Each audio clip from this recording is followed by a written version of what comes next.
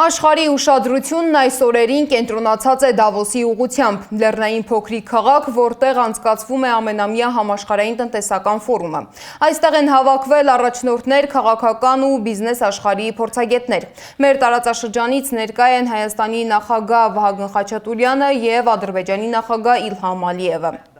Դավոսում տնտեսական գագաթնաժողովում Եվրասիայի տնտեսական ինքնության սահմանումը թեմայով պանելային քննարկման ժամանակ Ադրբեջանի նախագահ Իլհամ Ալիևը հայտարարել է, որ Երևանն ու Բաքուն փակել են պատերազմի էջն ու սկսել խաղաղության գործընթացը։